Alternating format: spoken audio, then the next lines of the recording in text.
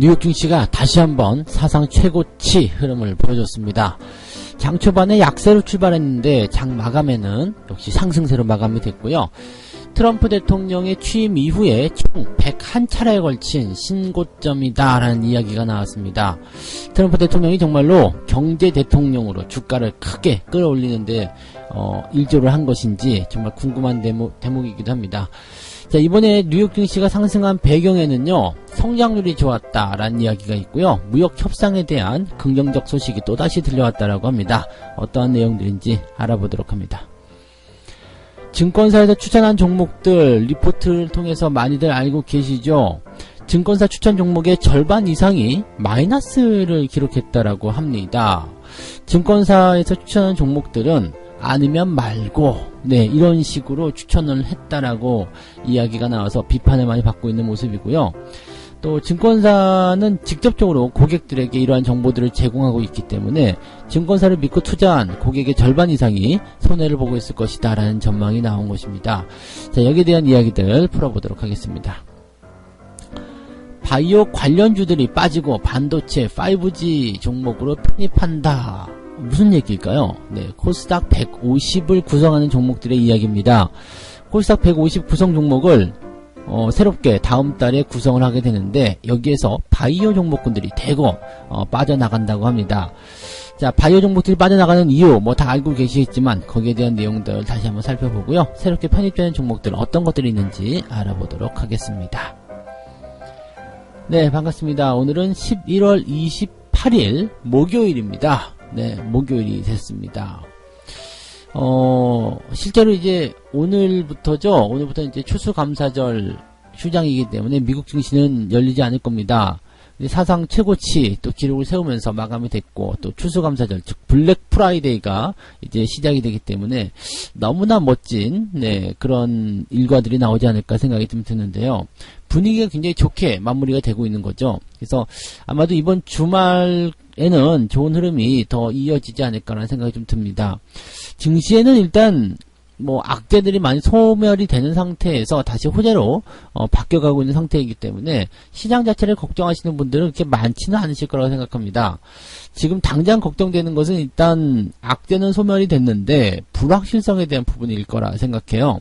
왜냐면 이제 그동안 무역 분쟁에 대한 부분이 잘 될 것이다 했다가 또 안 될 것이다 했다가 또 다시 잘 될 것이다라는 얘기로 지금 가고 있는 건데, 여전히 이제 제대로 된 문제, 어떤 근본적인 문제 해결은 아직 진행이 되지 않았기 때문에 거기에 대해서 궁금해 하시는 분들이 많이 있으시리라 생각합니다.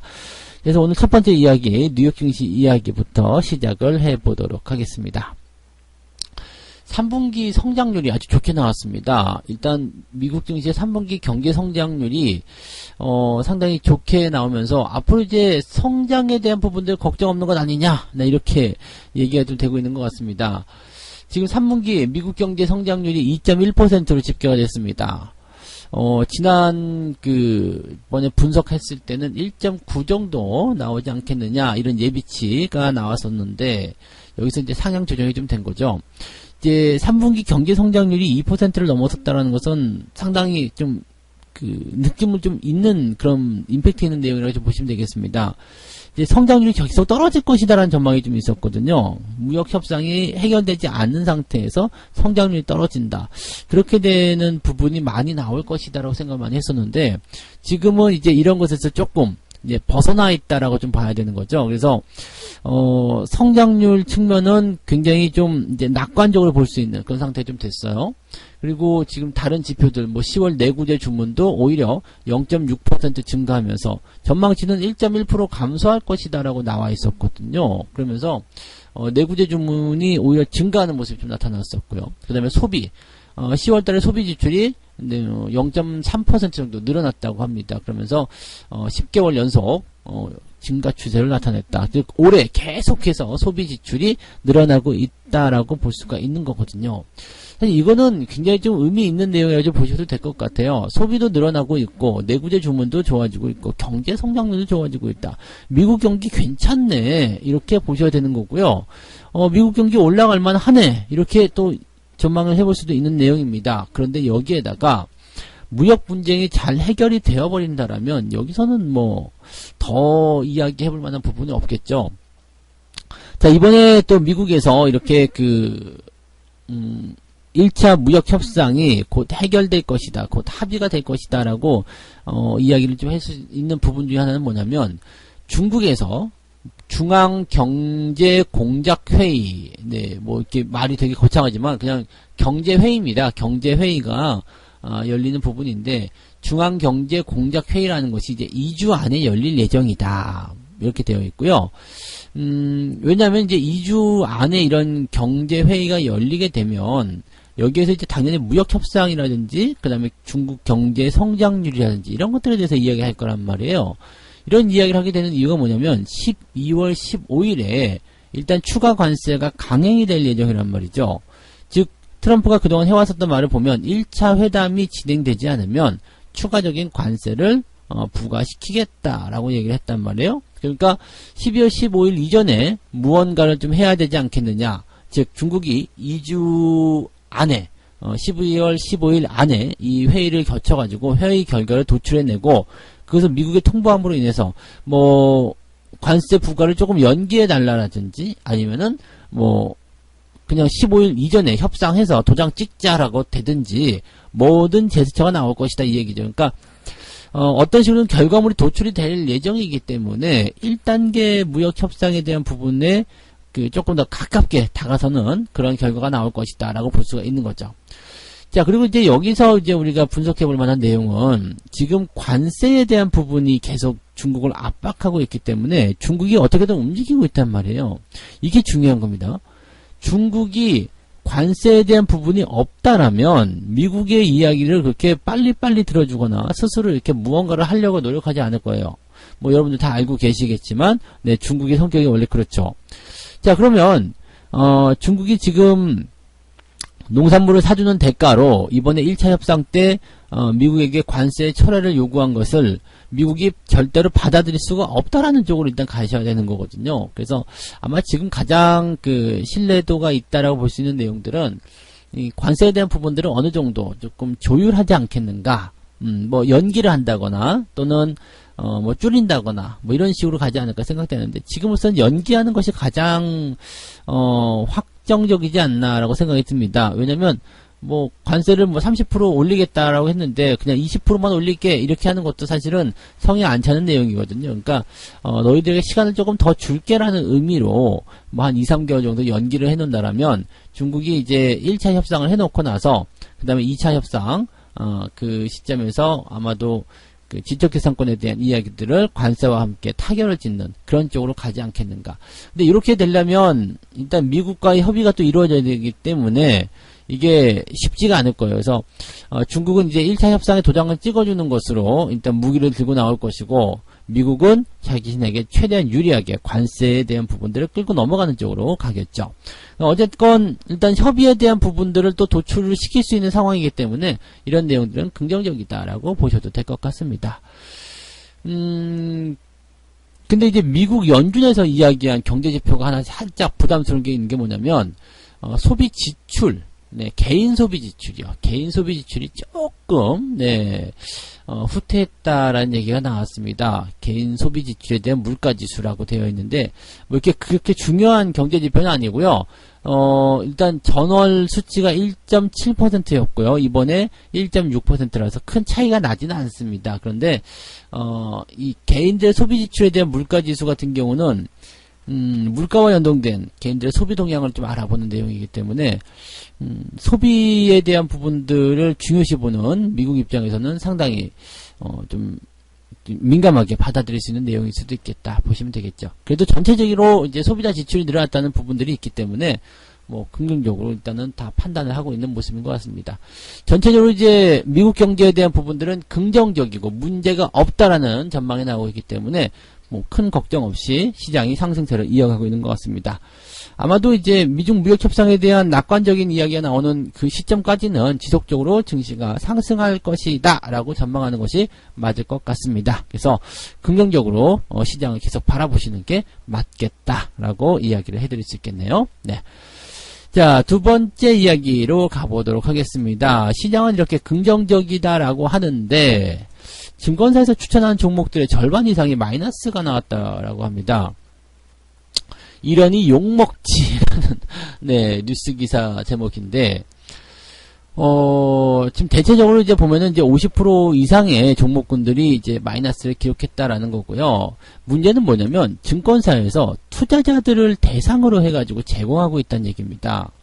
그러니까 이러이러한 종목들이 이러이러해서 여러분들에게 추천드립니다라고 추천한 종목들이 다 마이너스로 나오고 있다는 얘기고 수익률 자체도 저조하다라고 되어 있습니다.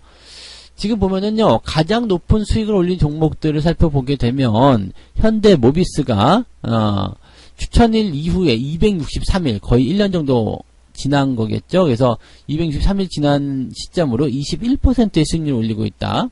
그 다음에 뒤를 이어서 이제 한솔케미칼이 19%, FNF가 15%, 뭐, 이렇게 수익 나는 종목들이 있고요. 마이너스를 기록하고 있는 종목들도 이제 대탕솔루션, 그 다음에 한국가스공사 뭐 등등 이렇게 보시면 되겠네요. 한국가스공사 같은 경우는 절대 수익형 추천 종목으로 편입이 됐었대요. 뭐 그렇게 움직임이 좀 나왔었고 대체적으로 보면 이제 수익과 손실에 대한 부분들이 이게 뭐 많이 차이는 나지 않네요. 그리고 전체적으로 이제 포트폴리오 내용으로 보게 되면 뭐 이렇게 계좌 자체가 밀렸다라거나 이렇게 보기 좀 어려울 것 같긴 한데요. 어쨌든 전체적으로 종목의 숫자만을 가지고 보면은 네, 마이너스다라는 평가가 좀 나오고 있는 것 같습니다. 그래서 저조한 수익률 이런 부분들이 좀 나오고 있는데 지금 손실이 나고 있는 종목과 수익이 나고 있는 종목들의 비중이 적당히 좀 실려 들어갔다라고 한다면 계좌는 2019년 한 해 동안 손실도 아니고 수익도 안 나고 뭐 좀 애매한 네, 그런 상황이었을 거라 생각합니다. 여기서 이제 증권사 추천 종목들의 어떤 허점이 조금 드러나죠. 이대로 투자를 했다라면 나쁘지 않았을 것 같아요. 근데 일단 시간적인 부분들을 보게 되면요. 굉장히 길죠. 장기 투자라거든. 라는 어떤 포인트란 말이에요.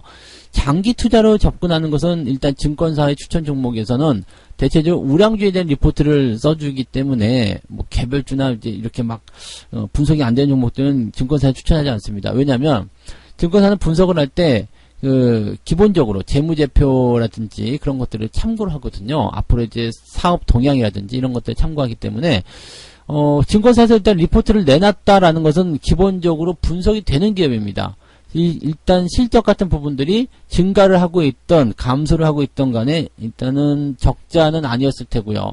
적자가 나더라도 뭐 당장은 문제 없다 이런 식의 기업들을 추천을 했겠죠. 그래서 그런 기업들 위주로 이제 그 추천이 나가기 때문에 대체적으로 이제 기업들이 뭐 그냥 순식간에 부실 기업으로 변해서 망하거나 이런 쪽으로는 웬만해서는 가지 않았을 거라 생각하시면 될 것 같은데 문제는 수익률에 대한 측면이죠. 오랜 기간이 지났음에도 불구하고 많이 오르지 못했다거나 아니면은 이제 시장을 주도해 나갈 수 있는 어떤 주도주 업종군들이 빠졌다거나 그런 모습이 되는 거죠. 그러니까 수익률도 얼마 되지 않고 손실률도 얼마 되지 않기 때문에 계좌가 답보 상태가 되는 거죠. 이렇게 되면 투자자 입장에서는 좀 답답한 상태가 되는 거고 이렇게 된다면은 이 종목군들을 하는 그런 투자자들이 이 모든 종목을 전부 다 매수하지 않았을 것이기 때문에 일부 종목에만 집중적으로 투자하는 사람들 같은 경우는 손실량 종목에 투자했을 경우 손실이 굉장히 커졌을 것이다 라는 얘기가 나오는 거죠.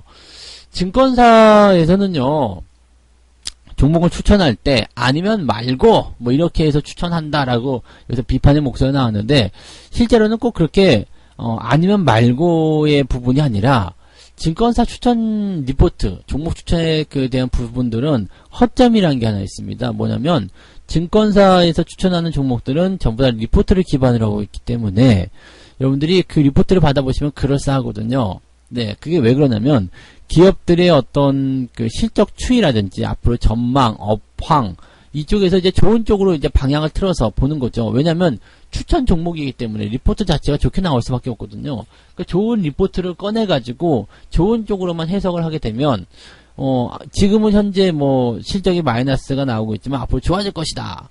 네. 지금 현재 상황이 이렇게 되고 있으니까 좋아질 것이다. 그러면은 그 좋아질 것에 대한 부분들을 가지고서 뭐 예상퍼를 대입을 해서 계산해 보니까 현재 주가 대비해서 이만큼 올라갈 것이다. 이렇게 추천을 하는 거거든요. 근데 여기서 허점, 이거 뭐 지금 다 좋습니다만은 여기서 가장 강력한 허점은 뭐냐면, 뭘 것 같아요? 네. 차트 분석이 전혀 되지 않는다는 거죠. 어떤 종목들은 고점인데도 불구하고 계속 매수 의견을 내는 경우도 있습니다. 그러다 보니까 주가가 완벽하게 밀려가지고 박살이 나는 경우가 많이 있거든요. 그래서 이런 부분들 때문에 대체적으로 좀 증권사에서 추천하는 종목들이 쉽게 수익이 나지 못하는 경우가 많이 있습니다. 그래서 이런 것들 여러분 꼭 참고해 보시고요. 증권사 리포트를 참고하는 것은 좋아요. 추천주를 참고하는 것도 좋습니다. 그런데 차트적인 분석을 통해서 이 자리가 진입을 해도 되는 자리인지 아니면 진입하면 안 되는 자리인지를 참고로 좀 해볼 필요가 있다. 이렇게 말씀을 드릴 수가 있는 거죠. 그래서 그런 부분들에 대한 공부가 조금 이루어지게 된다면 증권사 리포트를 참고해서 내가 조금 더 강화된 전략으로 나갈 수 있지 않을까 생각합니다. 그래서 무턱대고 증권사의 리포트가 나왔기 때문에 증권사에서 추천한 종목이기 때문에 매수해야 되겠다 이런 생각은 하지 마시고요. 일단 그런 정보들을 가지고 나도 잘 이용해 봐야 되겠다라는 생각 정도만 하시면 좋겠습니다. 실질적으로 그렇게 수익이 잘 나지 않고 있다라는 이야기를 전달해 드렸습니다. 자, 세 번째 이야기입니다. 바이오 관련주들이 대거 제거가 된다, 빠져나간다. 네, 반도체 5G 부품주로 새롭게 편입이 된다. 이게 무슨 얘기냐면요. 코스닥 150에 대한 구성 종목이 다음 달에 변경이 됩니다. 다음 달에 변경이 되는데, 여기 이 150 구성 종목이 17개가 변경이 되고, 이제 새로운 종목이 그 자리를 채우게 되는데, 이 중에 대체적으로 바이오 종목군들이, 와장창 빠져나간다라고 되어 있습니다. 17개 종목이니까 빠르게 한번 읽어드리면요. 제외된 종목들입니다. 리더스 코스메틱, SD생명공학, 코스메카 코리아, 대한광통신, 한국정보통신, 한글과컴퓨터, 마크로젠, 바이넥스, 게임빌, 대화제약, JW신약, 원익 QNC, 모다이노칩, 바이오솔루션, 펩트론, 뷰웍스, 올릭스라는 기업들이 제외가 되고요. 새롭게 들어간 종목은 현대바이오가 들어오네요. 그 다음에 HL사이언스, 국일제지, 사라민 HR, 신흥 SEC, 네페스, SFA, 반도체, 파워로직스, NHN, 한국사이버결제, LB세미콘, MC넥스, 오이솔루션, 서진시스템, 클래시스, 골프존, 지노믹트리, 에코마케팅이라는 종목이 편입이 됩니다. 딱 들어보시면 아시겠지만 뭐 제약, 바이오 이런 쪽에서 조금 많이 제외가 됐고요. 그 다음에 5G 장비주들이 많이 올라오는 모습이 좀 나타난 것 같습니다. 헬스케어 이런 것들 많이 빠져나갔죠. 그래서 이런 것들 좀 보게 되면은요, 패러다임이 조금 바뀌었다는 얘기죠. 그동안 이제 사실 코스닥 같은 경우는 뭐 장사 아니겠습니까? 그죠? 주주들이 개인 투자자들이 원하는 종목들이 구성이 되어야지만 또 시장 자체가 좋게 형성이 되어야지만이 투자자들도 많이 들어오는 거고 수수료도 많이 발생하는 거고 세금도 잘 되는 거 아니겠습니까? 그러니까 그런 것들을 본다면 조금 더 이제 안정적이다라고 볼 수 있고 사람들이 인식이 좀 좋은 그런 종목들 위주로 대응이 좀 될 것이다라는 전망을 좀 해봐야 될 것 같기도 하죠. 그래서 지금 코스닥 150을 구성하는 종목들은 일단은 바뀌게 된다는 거 좀 참고하시고 또 이런 게 있죠. 코스닥 150 구성 종목으로 들어가기 위해서는 그동안 이제 어느 정도의 조건들, 뭐 시가총액이 어느 정도 된다라든지 또는 뭐 주가 상승률이 어느 정도 된다라든지 그런 조건들이 있어야 되는데 그런 것들에서 이제 바이오 종목군들이 그동안 안 좋았었기 때문에 대거 탈락이 되었다. 이렇게 말씀드리면 될 것 같아요. 그러니까 2018년도에는 상당히 괜찮았었는데 2019년도에는 그다지 좋은 흐름을 보이지 못했었기 때문에 이번에 바이오 종목들이 많이 탈락했다. 대신에 지금 150 종목을 편입하는 종목들 중에 5G 관련한 종목들이 있잖아요. 또 반도체 부품 장비들 이런 기업들이 올해 또 나쁘지 않았어요. 괜찮았는데 올해 괜찮았다가 좀 주가가 좀 많이 떨어진 상태죠. 올해 저점 대비해서 종목군들이 많이 올라온 부분들이 있을 겁니다. 고점 대비는 좀 많이 떨어졌지만 저점 대비는 좀 많이 상승했겠지만 단순하게 상승률만 본다라면 이런 종목들도 좋아 보일 수 있겠습니다만 결과적으로 이제 추세가 좀 꺾이고 있는 상태에 또는 5G 장비 같은 경우들도 지금 보면 뭐 새로운 신규 수주라든지 이런 부분에서 좀 약한 부분이 좀 있거든요. 그렇다면 이런 것들도 내년에는 또 제외가 될 수도 있는 상황이 벌어지게 되면 다음번에 이제 이런 변경이 좀 일어날 때 이게 또 바뀌게 된다 그러면은 또 곤란할 수 있겠죠. 그러니까 무조건 이런 것들도 잡아서 좋다고 볼 수 있는 것이 아니라 트렌드가 어떻게 바뀌는지 정도로만 좀 이용해 보시는 게 맞지 않겠는가 그 생각이 좀 드는 거고요. 그 다음에 뭐, 이 150 구성이 되어 있는 종목들의 추이를 잘 보면, 이것도 이제 코스닥 150 지수 또는 레버리지 뭐 이런 등등의 어떤 ETF로도 많이 활용이 되기 때문에 이런 것들의 어떤 투자를 하는 방향들이 어떻게 바뀔 것인지 어떻게 할 것인지 그런 것들에 대한 생각도 해보시는 것이 좋지 않을까 생각이 듭니다. 그래서 이 부분도 같이 참고해 주시면 좋겠네요. 자, 세 가지 이야기 전달해 드렸습니다. 뉴욕 증시에 좋은 이야기들 많이 나왔어요. 3분기 성장률 굿, 아주 좋다. 3분기 성장률이 오히려 좀 좋게 2%를 넘겨나오면서 아주 좋았고요. 그 다음에 뭐 그 외에 기타 경제 지표들 내구재 주문부터 해서 소비 이런 것들 다 좋게 나타났기 때문에 미국 경기가 탄탄하다라는 전망이 계속 힘을 싣고 있다 보시면 되겠고 3대 지수가 추수감사절 연휴 휴장을 앞두고서 좀 강한 상승을 통해서 여전히 사상 최고치를 기록했다라는 것도 우리가 주목해 볼 만한 내용이 되겠습니다. 자, 그 다음에 증권사 추천 종목의 절반 정도가 마이너스를 기록하고 있는데, 증권사에서 리포트로 추천하는 종목군들은 대체적으로 기술적 분석, 즉, 시점적 포인트가 정확이 되지 않고, 기술적인 어떤 내용들은 배제한 상태로, 기본적 분석에 대한 내용들, 실적에 대한 전망들, 업황에 대한 분석만 들어가기 때문에, 상당히 그 부분에서 애로사항이 많았을 것이다, 라고 말씀드립니다. 증권사 리포트를 참고는 하되, 차트적인 포인트에서 제대로 된 타이밍이 나오지 않았다면 추천을 조금 매수를 조금 권장하지 않는다라는 말씀 좀 드려야 될 것 같습니다. 그래서 증권사 리포트는 분석을 잘 해놨기 때문에 참고해 볼 필요는 있겠습니다만 차트적인 포인트에서는 즉 매매 시점 포착에서는 여전히 괴리율이 많이 있다라고 말씀을 드릴 수 있겠네요. 네. 자, 그 다음에 바이오 관련주들이 대거적으로 빠지고 5G 관련주들이 편입이 됐다. 코스닥 150 이야기. 네, 이렇게 이야기 말씀드렸는데 코스닥 150 지수를 추종하는 ETF라든지 이런 것들이 만들어지게 된다라면 또다시 이제 이런 등락에 대한 부분으로 이제 변화가 나오게 될 텐데 바이오주들이 굉장히 좀 안 좋았었기 때문에 빠져나가는 건 당연합니다. 그런데 반도체나 5G 물론 이번 연도에 괜찮았다고 볼 수 있겠습니다만 내년도까지도 괜찮을 것인가 여기에 대한 부분들은 좀 생각해 볼 필요가 있을 것 같고요. 여기 그런 부분들을 감안을 해서 투자에 대한 내용들도 같이 생각해 주시는 게 맞겠다. 이 말씀을 드릴 수가 있겠습니다. 네, 책 한 꼭지 읽고 마무리하도록 하겠습니다. 네. 실제의 주가와 수익의 관계는 수익이 변화해서 주가가 변화한다고 하는 것보다 그 수익의 변화를 주가가 미리 반영해 간다고 하는 것이 더 적절하다. 주가가 올라가지고 수익이 발생하는 것이다 라고 말씀드리는 것이 아니라 수익이 이만큼 발생할 것이라는 것을 주가가 이미 반영을 시켰다. 네. 뭐 다시 한번 말씀을 드려본다면 이제 실적 같은 측면을 봐야 되겠죠. 이 기업의 실적이 앞으로 크게 늘어날 거예요. 늘어났기 때문에 기업의 실적이 크게 늘어나서 주가가 먼저 올라간다. 주가가 같이 올라간다 이런 게 아니고요. 앞으로 실적이 크게 늘어날 것이기 때문에 기업의 주가가 먼저 올라간다. 이렇게 되는 거죠. 즉 주가는 실적이라는 이런 부분에 선반영되는 것이지 실적이 올라가고 나서 올라가는 것이 아니다. 그래서 약간 실적 발표를 보고 투자하면 늦는다. 그런 식의 어떤 뉘앙스를 여기서 풍겨주는 것 같습니다. 그런 부분들 참고하시고 우리가 가끔씩 실적 공시 때문에 당하는 경우가 있는데 그런 것들 여러분들 참고하셔서 대응을 해보셔도 좋을 것 같습니다. 자, 오늘은 여기까지 이야기해 드릴게요. 저는 다음 시간에 다시 오고 오늘도 여러분들의 성공 투자를 기원해 드리도록 하겠습니다. 고맙습니다.